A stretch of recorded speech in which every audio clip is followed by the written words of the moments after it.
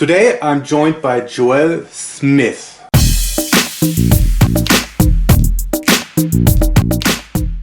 Joel is assistant strength and conditioning coach at the UC Berkeley, working with swimming, tennis and water polo, and has trained a few athletes who went on to participate in the Olympic Games.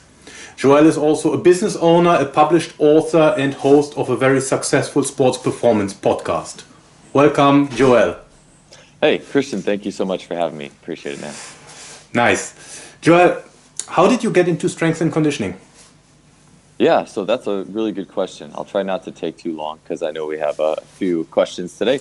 So I didn't even know what a strength coach was, or physical preparation, or whatever it's called these days, until I would say I was 21. I was in college, in American university system, and I never had a strength coach. We didn't have one at the college. I just knew I liked training.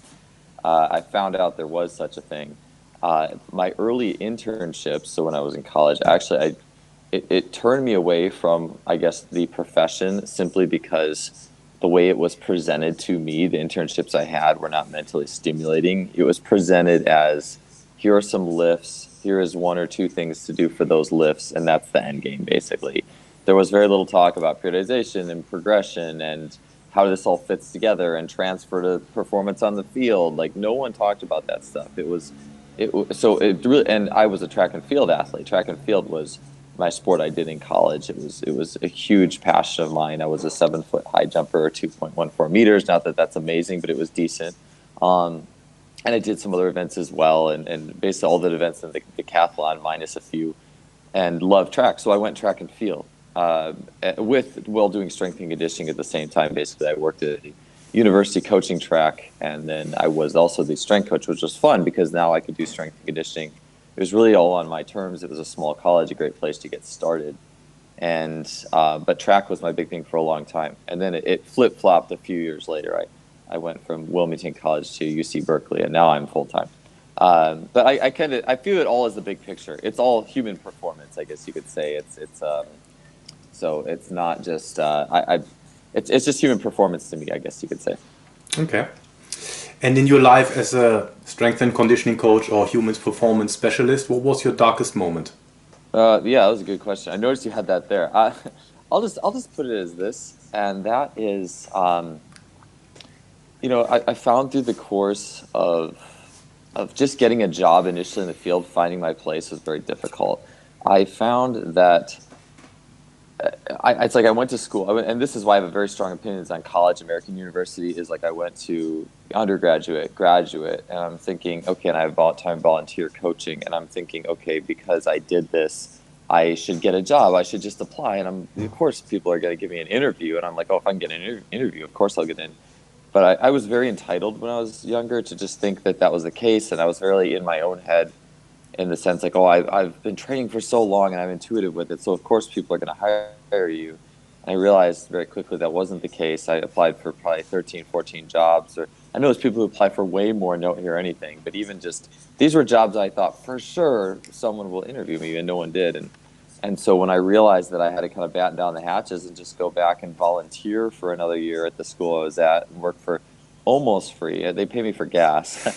But also not just that, but also I was just working valet parking. So here I am, 24, and I have a master's degree basically, and I'm going to work valet parking because I can't find a job in the field. It's crazy, right? So I think there's always just been a lot of worry about the future in my own life, and so that was probably one of the ones that was really the hardest for me.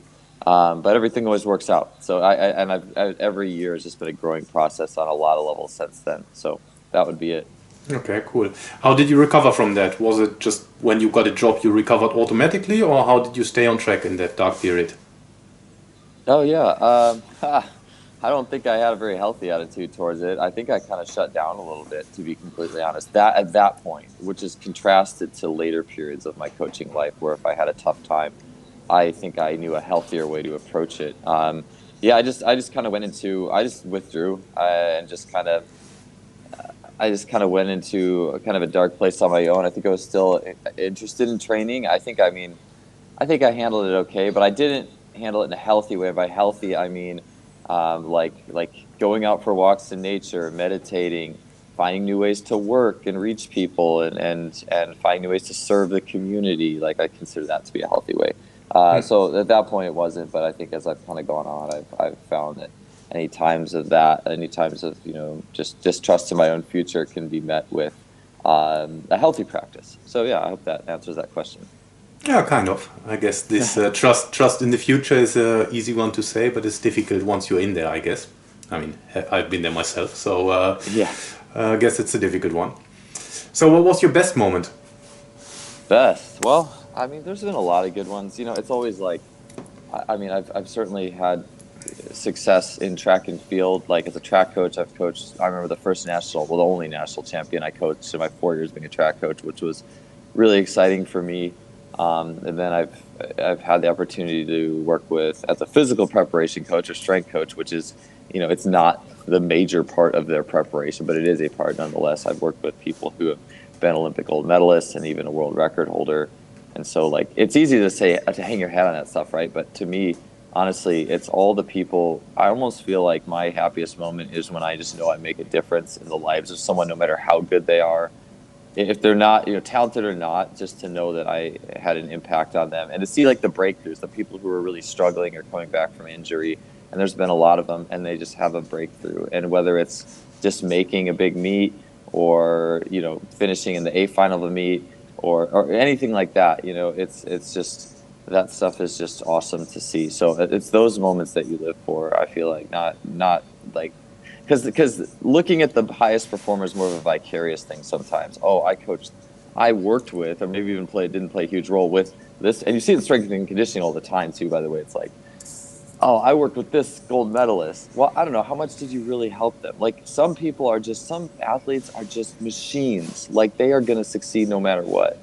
And I'm not saying I haven't helped people. I think I have. At least I haven't hurt people, I think. I hope. But it's just so easy to say, yeah, look at this person I coached. I'd rather see the person who I helped to overcome something substantial and had a breakthrough and it changed their life in some way, shape, or form, small or big.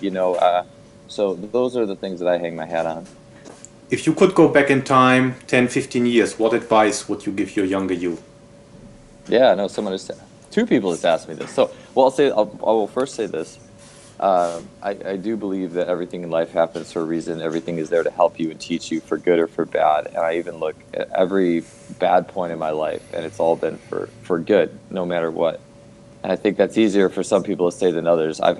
All good things considered, I've had a very easy life, so it's very easy for me to say this. For the general, in terms of like I'm giving advice to the average, let's say 20-year-old who is interested in this field. To me, it's learn. I'll just say this because I think this is different. Is the capacity by which you can serve others is the capacity to basically heal yourself to be the best you, because how you serve comes from what is inside of you. And for me, that's just been a lot of personal development and inner development and seeing basically the idea of bringing your best self, the best version of yourself to every training session, I think is extremely undervalued. And I think there's a lot of generalities on how to be better. We talk about being a better coach and the art of coaching, and that's all good. But at the heart of it all is, I think, healing a lot of the ways, and I don't want to get too off track, but healing a lot of the ways that we were either wounded as young people in a way, and a lot of us using athletics or strength to validate ourselves, and those pieces that carry over. And it's like this journey of getting away from that and finding who you are on the inside, the best version of you to lift athletes up the most you can. That's probably the best advice, and I give that to myself too. That's an interesting approach, a little bit of a spiritual approach as well. Interesting. Yeah, Cool. Totally. And for young aspiring S&C coaches, what advice would you give to, if they want to break into the industry, what should they do? Yeah, dude, that's it, man, because we have a lot of interns here. It's like the treadmill, and everywhere. It's not just here; it's everywhere. It's like this revolving treadmill of like skipping around to schools, hope you get a job. And this to me, it's all about the process. I mean, yes, everyone's going to say network, and yes, you do. It's the way human nature works. They'll pick someone they trust more than someone who intrigues them with knowledge. It's just the way things go. However, I view it as a process, and I view that process as, well, how can I be the best at serving? Not just don't. I would just say, just don't put your eggs in one basket. A lot of people are like, oh, I just want to be an NCAA university strength coach, and that's it. Or university, I guess, so being international here, it's NCAA, or there's NAIA. But I think that all coaches should treat themselves as entrepreneurs of some way, shape, or form. I've heard that in a certain period of years, like less than 10, that a huge portion of the workforce will be freelancers. And a lot of the coaches that I have huge respect for in the industry are those people who basically have a side hustle, an entrepreneurial side. They don't have to rely on a single employer, an organization to create their structure. And that helps. I think that helps people to focus on the inner process more than just playing the game, if that makes sense. Not that that's necessarily, I think, not that that's everyone's path, because I don't think it is. But I just think it is helpful to be well-rounded and not just rely on one area of finding employment, if that makes sense. But I think, yeah, networking, obviously everyone's going to say it. So, Okay. yeah.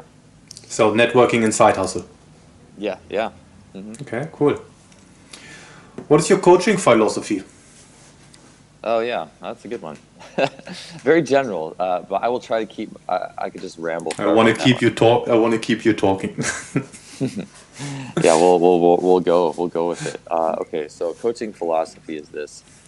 Michael Yessis just said something to this tune on my last podcast. It's basically like, if you aren't seeing, and this is just from a field perspective, if you aren't seeing everything you do in the weight room, like literally every single thing that you should be able to explain in some way, shape, or form how this will help the person be a better athlete. And I've started to the last I'll say this, like as a track coach, I'm constantly stimulated. My mind is constantly 100% stimulated all the time. I lose track of time. As a strength coach, well, the worst I've had experiences is interning as a personal trainer. And that was the worst. I was like, I'd rather be, now it depends on the population totally. These people I was doing personal training for were not motivated. They were just basically, it was like, I have to spend money to give myself an excuse to try to work out for the most part. And there was there was no excitement, and everything hurt. And to be honest, now where I am as a coach, I think I could do a lot better job with that. Where I was then, it was a terrible time for me. But I found times where, as a typical, I guess, quote unquote, strength and conditioning coach, I find myself bored in the weight room, usually towards the back half of the lift. And I'm like, well, why is that? And I'm starting to realize, well, why that is because it's just fluff at that point. You get past the main work, and now you're in auxiliaries. But it's like, why are we doing these? Why are we doing this half kneeling anti-rotation? What's the point of this? Is it to be more stable? Well, okay, show me a point in sport where someone replicates that movement. And so to me, it's like, to know exactly how and where the exercise is going to fit into the grand scheme of things is very important. And that's really mass simplification. And that's where I've gotten really into like the Jay Schrader and inner sport rabbit hole, extreme isos, contract, relax stuff that's really simple, but the environment and the quality is extremely important. And that creates better engagement. Because to me, it's like, if I'm bored, I think that the athletes probably are too, in some level. And so my goal is to make it as engaging as possible. So that means the warm-up might be has a gamification to it. There's something active and visual and stimulating or novel, and that also creates better motor learning for the rest of the session. Then we got meat and potatoes, which is always fun to coach. The Olympic lifts or squats or whatever, and always trying to put the proper. I mix that with a lot of PRI or postural restoration and ISO work. If there's alignment issues that we need to work, or the way the athlete's doing it. Might be French contrast, but throughout all that, we really try to make it, that stuff, we try to create as much bang for the buck as we can, and that all also is scaled within the neurotyping system. So an athlete with a strong nervous system, a lot of acetylcholine, versus an athlete who doesn't get potentiation and needs more of a sensory effect. So finding that puzzle to give that athlete what they need. And then that part in the auxiliaries where I think typically boredom could ensue, I usually try to do team extreme iso holds. And you just get people riled up, and you try to hold position the best you can, and you see what athletes are capable of and what their output is. And so to me, it's always, and I tell my water polo team, I tell this all the time. I'm like, if you aren't doing something that is either maximally forceful or max velocity, then you shouldn't be in here. Because what's sport? What's when you play? Everything, I watch you guys play, everything's max velocity. you guys, if you treated some of these reps like you do, your playing time, you would not play. And so, and that goes for all my teams, absolutely. But like, water polo is a really intense sport, so I try to make sure the intensity of the game is always matched in the weight room.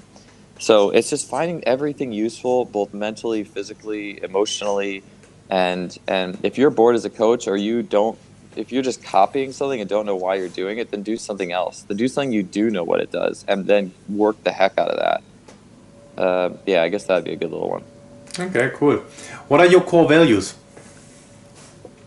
Well, that's a good one. I mean, in terms of coaching or just general, I mean, everything's the same, right? So to me, it's I guess, it really all comes down. I mean, I touch on spirituality. Like, I mean, a lot of it just comes down to love. And I say that in the sense of, I want to give the best version of myself every session so that you can be the best version of yourself. My wife tells me I'm a maximizer, but I think it comes down to that. It's like, I need to heal myself and improve myself so I can give the best I have so you can be the best you can be. And to me, that's just been it with coaching. Like, I work out myself because I just love this stuff. I've loved it ever since I was 12. There's something in me, or 10. I was doing wall sits when I was 10. and to me, the process of coaching has been this like gradual overcoming using athletics as a validation, envy issues of other successful athletes and coaches, to this point where I'm like, look, like, no matter who, any other coach, I want every other coach to be successful. I want every other coach to have success with their athletes. I want all athletes to be the best versions of themselves, even the ones who don't respect me or the program necessarily, or they aren't excited about it, I should say, who come in and they just don't seem excited. Well, I'm not going to judge you. If I'm judging myself by looking at you, at how you look at my program, then that's a dead-end street. How can I serve you where you're at? So to me, the core of it is just love and service. And I think that is ultimately what will, I don't know, like, we talk about the value of the coaching field, right? And like, I think that's at the core of it. And we think about the coaches that are the most memorable to us. I mean, the one who was most memorable to me, I was as hard-headed as any athlete you could imagine. And Phil Scott was his name. He actually passed away recently. He didn't write my training program. He didn't he all he did was he saw me where I was at. He saw a 21-year-old who thought he knew everything about training, and he knew how to serve that 21-year-old. And I would have never high jumped 7 feet or 2.14 without him. I wouldn't have, absolutely. And even though he didn't write a single workout for me my whole life. And he's really changed the way I think of athletics. Interesting. That brings me to the next question. Which person has influenced you most and why? Oh, yeah, Coach Scott. Yeah, Phil Scott. I mean, in terms of coaching, I constantly am looking at him. In terms of my model of how to be a good coach, I think so, I mean, yeah, I mean, it's obviously fresh in my head, though, right? Like, the way our mind tends to work linearly, at least a lot of times, it's not super connected. So, yeah, if I was going to be like any coach, I'd like to be like him. I'm still working at it. I think I have a long way to go. But he had the biggest impact on me, for sure. He was a guy who he would connect with every athlete, regardless of how good or bad you were. You never would sense that he was ever disappointed in you. Like, from a point of personal validation, I think coaches, like, if an athlete doesn't do good, they let them down, like, oh, you made me look bad as a coach. And like, there was never anything like that from him ever. He would and everything was fun. And like, we would be in boring track meetings with the head coach, and he'd be doing little like finger triple jumps with his finger. Like, he'd be making his fingers like Jonathan Edwards triple jumping. I'd just be sitting there laughing in the back, like, and those are the or making his fingers throw a javelin. Like, I'll never forget it. And it's just because he always made every day fun, and it was filled with love and service. And then too, he knew how to work with me, because I was this guy who wouldn't listen to anybody. But he had a Russian friend, a Russian high jumper, and the Russians are so well known for high jump. And he's like, oh, Igor told me this, and he just knew. Like, Igor told me to do fast scissor jumps, run as fast as you can, and long jump, 8 inches below your PR. And I was like, oh yeah, like, just the buy-in was just through the roof. He knew that's what I needed to be optimally served. And optimally too, like, just to learn, it's just about empowering the athlete. It's not about telling the athlete what to do. It's about empowering the powerful version of them that's inside, and then stepping back and watching them do their thing. I like watching my athletes compete way more than I like being in the weight room. Honestly, like, I mean, I like doing my job in the weight room, but I love watching athletes compete far more because I get to see this powerful being competing and moving and doing really cool things that I can't do. And it's just like this. I'm just always in awe. So now I sidetracked it, but yeah, no, Coach Scott, huge impact. I wouldn't be who I am without him. Okay, and on your spiritual journey that you just outlined, is there anyone who influenced you on that one? Yeah, oh, absolutely, man. I could go on forever about that, and I'm glad you mentioned that because a lot of coaches don't know that about me. Like to me, my spiritual journey it's been like my life, like throughout high school and then grad school and college and beyond. I'll just say now I listen to. There's a good amount of podcasts that I like.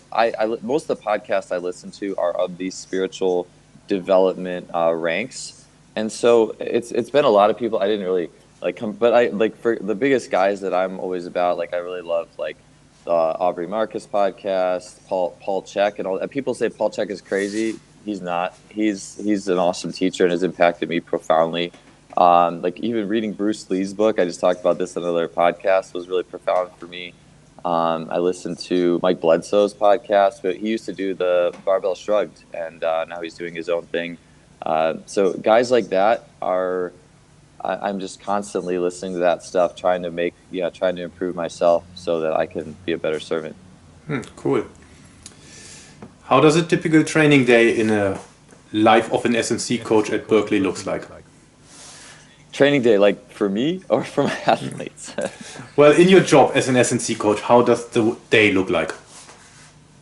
Yeah, right on. Okay, cool. So for me, like an average day, my days are early. So I used to work with track and field as a strength coach, and which was like a lot of days would be like 6 a.m. to 7 p.m., which was tough. And I have a wife, and I wanted to have start a family, and I just felt like I needed a change to do that. I didn't want to be gone. I didn't want to get home at 7:30 at night and have maybe 30 minutes with the kids. I tried to compress my schedule by moving to aquatics, and I also just wanted the new challenge of working with aquatics. I was a track guy, it's like, and if I'm going to do this physical prep thing, like I want to experience something new and exciting. And like, I don't think the aquatics world has like a deep knowledge of connecting everything in physical prep realm so much. So I want to like jump in on that. I want to learn. And that also kind of had the benefit of compressing my schedule from basically 6 to 7 some days. I'd say the average day, probably 7 to 6 or something like that, 8 to 6. It just depended. But like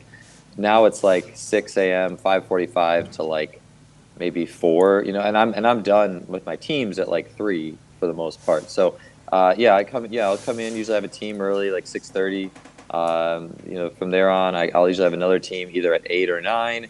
Then I have some time to do meetings, time to train myself, time to write programs. I have a team that comes in at 1:00, and then from 2:00, maybe I'll go out and watch swim practice for a little bit, or just administrative stuff. And so that, yeah, it's actually compared to, I think, a lot of programs. But at the same time, and this is the only university program I've ever been in that actually is a full-time position. So I don't know what other programs are like, but I know donut days are popular where it's like train teams in the morning, train teams at night. But I feel like how you choose to fill a lot of that dead time is very important. Are you using it to like edify, make yourself a better coach, and is it keeping it positive as possible? And avoiding the negative, just negative conversations is important. Sorry, not trying to sidetrack things, but anyways, that's kind of a typical day for me. Okay. And what was your motivation to start your side hustle? I mean, the business Just Fly Performance and your podcast. What was your motivation to do that? Yeah, no. So that's a good question. So I've always wanted, someone asked me when I was 22, what do you want to do? And I was like, I want to be like a head track coach, and then maybe have a website on the side. Because I think in my head, I just kind of had it figured. Well, I like writing, and I was like, well, that should be enough. I had this like how much I was going to make as a track coach, how much I was going to make as a writer. And I was like, that'll be good to have this comfortable life or whatever. But then I didn't. I started writing when I was 23, just because I felt like that was the only way. I just had like all these ideas, and I always felt like it was just be important to output them. I can't say why or how that even really started. I just knew I needed to do it. But I didn't actually start the website Just Fly Sports until I was 28. And so at age 28, I was like, it was actually a point where it was a really tough time with my job at the time. I was at a Division III college where it was just difficult because it was a small D3 school that I felt like it was just so hard to recruit there. Part of it was the quality of the school itself and the retention of the school itself. And then there was some conflicts with my boss at the time, that which we've actually, since I've left, resolved, and we have a great relationship now. But it's just in the stress of all of it, it was really difficult. And I still had tons of growing to do as a person at that point. I grew so much at my time there, my 4 years there. It was just immense. I came into this entitled, like, oh, I'm just going to come here and all these awesome athletes are going to train for me and I'm going to be so successful and then I'm going to go D1 track coach. No, not at all. But through the struggles of that, I realized I just cannot have my life success be predicated on being at this job, just hoping for a small step up or lateral move, because at that rate, I'm going to be 35 and maybe just then get like an assistant D1 job and just barely be making it. I was like, that can't be my life. And so I was like, I've always wanted to be make this writing thing big, because I've written a long time. I want it to be something more. So, and I realized I can't do it myself. I can't make this big and code myself. I can't teach myself how to code. It just is not efficient. I can't teach myself Wix or Weebly. So I got a javelin thrower of mine, Jake Clark, who was only 21, 22 at the time and a communications major. Basically, we partnered up and we said, let's do this thing. And he's been doing the design and everything on the front end, and everything you see, he's awesome. And I've been doing the writing. And so it was just this, and I tell you, that moment that I decided to start that officially, and I started reading some books about the potential of it all, it was the most freeing moment of my whole life. Because all of a sudden, every time up till then in my life, I just looked at it as, oh, maybe get this job and maybe work for this person. Maybe get this job and work for this person. It was always these canned outcomes, and all of a sudden it's like, wait, life can be what you want it to be. And it was actually that website that UC Berkeley found me to work with track, and that was and everything kind of was a result of that. And then I've just slowly, steadily been chipping away at it from there, because I have to. Like, it's and it doesn't. It helps too that I live in a very expensive place, so it's like this forced. It's like, you must write books, you must output, because otherwise, I'm the single provider in a very expensive area. So with 2 kids, and so, but it's a good motivation. It's awesome. I wouldn't have it any other way. If I didn't have this life circumstances, you probably wouldn't have seen the last book that I wrote out yet. It would probably still be one of those things hanging on the shelf somewhere, just like it's not good enough yet. No, I had to put it out. Anyway, yeah, so that's that. And how does your employer look at that? You have basically 2 responsibilities. Are they favorable of that? Yeah, I think, as long as to be honest, me doing what I do makes me a better coach. Like, for my day job. If I wasn't doing this, then I wouldn't be able to serve my athletes as well as I can in my day job. So it's like it's reciprocal. Like, they each make each other better. And it's like, I think I'm a high novelty person too. Like, if I just did the same thing all day, I thought about this. Like, if I just wrote all day, it would drive me nuts. If I just coached all day, it'd probably drive me nuts. Like, I need to have this, like, a little bit of checks and balances, and the mental break and the cycling, it just makes me so much better. And so it's actually like the perfect situation. It's been really good for me. Okay, cool. How do you design the training program step by step? That's $1 million question. Is it? Yeah, that could be like a 3-day weekend certification. I guess so. Okay. Yeah. So, well, I'll keep it really simple. So take us through the thought process, not the detailed version. We have to do that in a follow-up interview. Sure. No. Okay. So this is the basic thing. Everything needs to be, to me, it's what are the absolute core needs of the athlete. It starts with the neurotype, certainly, in some sense, but like the first phase for me is always just be as good, like Corey Schlesinger, who's been on my show, says, be as good of a human being as you possibly can. And by that, so for me, it's like a lot of extreme isometrics, like iso lunge, where it's like full length, like the back leg is totally straight. You want to get muscles at full length and minimize co-contraction. So that means one muscle's on, the other is off, so to speak. It's not completely that way, but like basically using Jay Schrader's extreme iso system to optimize the neuromuscular machinery an athlete has and prepare them better for the next phase. Then based off the neurotyping system, that just sets up everything else. So it's like if you're a type 3, meaning you're serotonin sensitive, your program is probably going to be a little bit more like, looks more like 1x20 for Dr. Yesus probably, or slow tempo stuff, 505 tempo stuff. If you're a type 1 or type 1A or sorry, if you're if you're someone who's like a 1A, then we're probably just going to start fairly heavy right out of the gates and just cycle it out as we go around. I don't like necessarily messing with stuff like an athlete who's like a fire plug doesn't need to be doing sets of 10 really. Like they can, but then athletes who are like in the middle, high acetylcholine, a lot more complex training. It just kind of depends. And I hate saying that, but like I try to build it around the athlete first. What does the athlete respond to? And then you could say, are you fascially, muscular, all these things. But to me, it starts with isometrics, and even also just full range weight training could be included in that isometric base, because full range weight training does the same thing kind of. I just talked about this with Ross Jeffs on a podcast, is like it fully lengthens and fully shortens muscles, and that optimizes the muscle itself. So like it optimizes the function of the muscle. So but again, you keep that, if you the problem is when we just intensify max range of motion rather than using it for what it's good for. I think the research would allude that quarter squats and half squats are superior to deep squats. Now it's all about how you actually did it in the study for improving speed and vertical jump. So you need to know where and how that full range plays its course and why you're doing it, and then you can go to partials. And then, so once you have the athlete figured out with their neurotyping response, their neurotransmitter response, do you do better at low reps, high reps, precise reps, explosive reps, then you can look at the needs of sport and biomechanics and try to, as well as you can, like I can't necessarily do this super well with a team of like 20 water polo players, but you try to find, and especially water versus land, but you then try to find elements to help the technique, like Dr. Yesus talks about it. And is there special strength? And sometimes maybe that's not in the weight room. Maybe that's out, on the court of the track or something else, trying to fix how they actually move. Because at the end of the day, that's the highest transfer. That's the top of the pyramid. So basically start with a lot of ISOs, muscle length, be a better human, neurotransmitter type sets up how you do the program. And then it's all about sports skill execution. So those are my big three. Interesting. And you offer coaching services on your website, online coaching as well. Do you take them through the same process, your clients?